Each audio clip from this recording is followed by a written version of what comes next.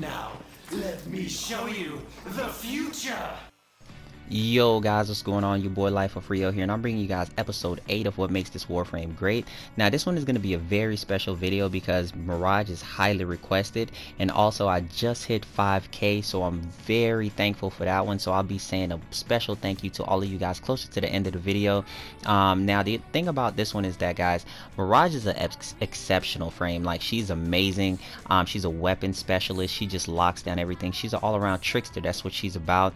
Now, but the thing about this build is, guys, is going to be focused on two abilities. It's going to be on your first and your third ability. So I'm going to go through this one a little bit quicker because a lot of people just want to know the key abilities of what you're going to be using. And since you're not going to be focusing on any other abilities other than your first and your third, I'll just mention the others just for the people who don't know the frame and just give them a general understanding of it. All right, so let's go ahead and jump straight into it. Mirage's first ability, which is called Shadow Clonejutsu. If you don't believe it, you could check it. That's the name. That's what the name should have been. But it's called Shadow Clonejutsu, and what happens is that she summons 4 holographic clones that does extra damage. Each clone does 5% extra damage. So if you add math to this process, you have 4 clones, 5% extra damage. You're doing 20% extra damage on all weapons. So that's amazing. Since she's a weapon specialist, that goes fantastic with her kit. It's a great ability, but it has 2 different kind of mechanics behind it, guys. You're going to be using it for crazy amount of damage. You're also going to be using it for survivability. Yes, this is going to be one of her key moves that should never be off. This move should be on at all times because it's one of your bread and butter moves on how to stay alive. The reason is that it makes the enemies not really focus you and they shoot at your clones, and since they're not really focusing you and they're shooting at your clones, that increases your survivability.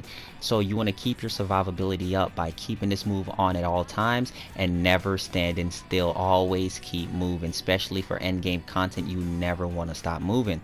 Now her second ability, which is called Sight of Hands.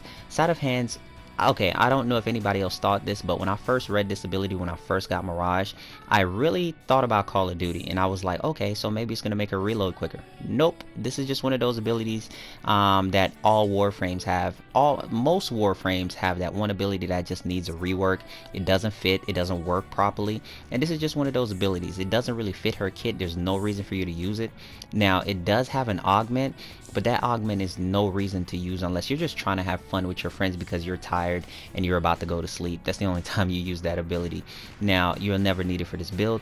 Her third ability, guys, which is called Eclipse. Eclipse is a fantastic ability, guys. It's amazing.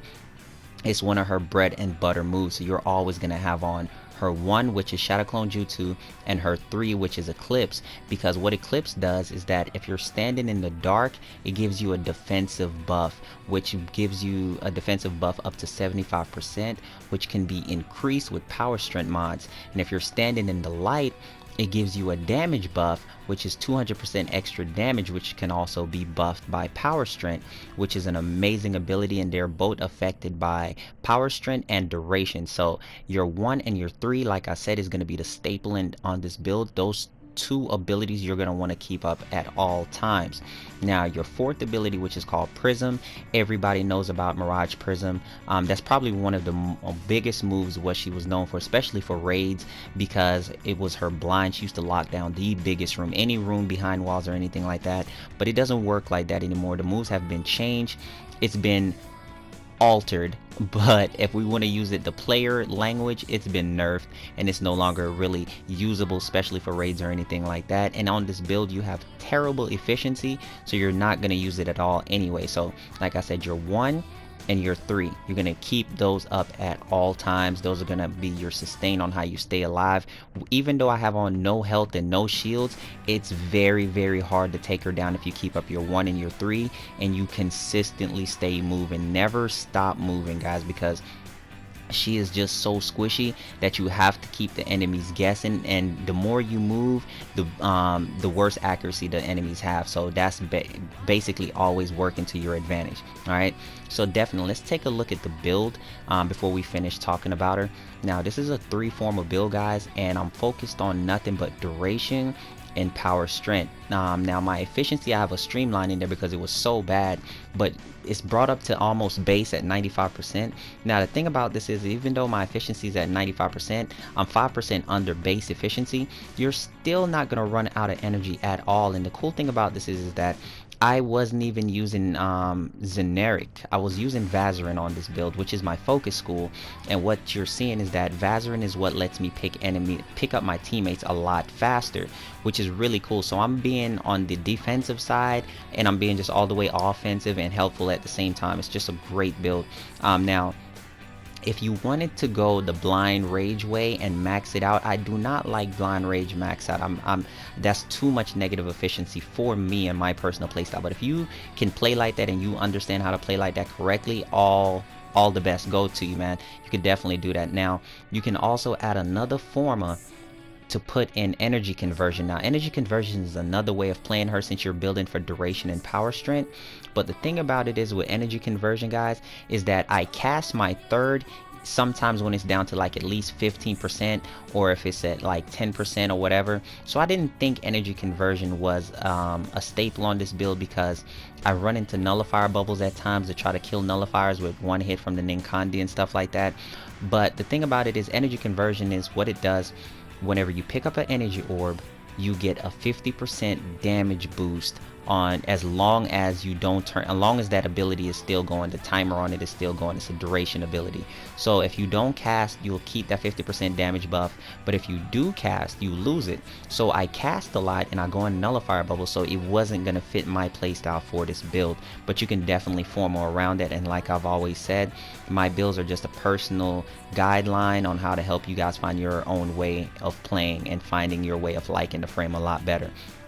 So overall, Mirage is easily a 9 out of 10. She is very, very powerful. She just wrecks anything. She's a weapon specialist. She doesn't have a weakness against any faction, because paired with a weapon like the Sinnoh Simulor that always give you back your energy, and it just wrecks, and it has a lot of CC, there's no problem that she really holds against any faction. She's the same against all factions. As long as you play correctly, she'll do fantastic. And for all of you guys that don't have Mirage, I will highly suggest that you pick this frame up, because she is of such importance, and you can have so much fun with her, man. That's the crazy thing. She is so much fun, long as you get to know how to use her properly. Now, a lot of people might be against or opposed to the idea of not having no shields and no health, but the damage reduction that you get from being in the dark, guys, is phenomenal. A 95% damage reduction. You can eat hits at high levels. I'm not trying to eat them though. I'm trying to avoid them as much as possible, but it's enough to keep you alive, to let you pop a health plate or whatever the case may be, to keep going. It's a very strong ability. Definitely don't overlook it. She's a very great Warframe. If you guys don't have her, definitely pick her up, and if you guys do have her, let me know how many formers that you guys have on her currently. Now the thing about this one, guys, I just wanted to say thank you guys so much for hitting us, helping me hit 5K. I couldn't do it without any of you guys. You guys have been doing amazing with sharing my videos, man. I don't even know where you guys have been sharing it, but it's just been showing that I've had so much shares. So definitely let me know where you guys have been sharing, if you've been sending it to a friend or whatever the case may be. And then also for all the thumbs up, guys. The thumbs up does my videos so well, and it helps this channel immensely, guys. So keep doing what you're doing with those thumbs up. Keep putting those thumbs up on the channel, guys. They help so much. And definitely follow my Twitter, guys, if you haven't. My Twitter is LifeOfRio. Just give this video a shout out, clone, thumbs up, and I want to thank you guys from the bottom of my heart. You guys are amazing. Let's keep pushing and let's go as high as we can, and I'll keep coming with the content for you guys. So I'll catch you guys on the next video, man. Ash videos coming next. It has to be. It's out of Ash and XCal, so you guys can vote in the comment section. Ash or XCal, which is for the 5K special. So I'll check you guys later, and I'll catch you guys on the next video.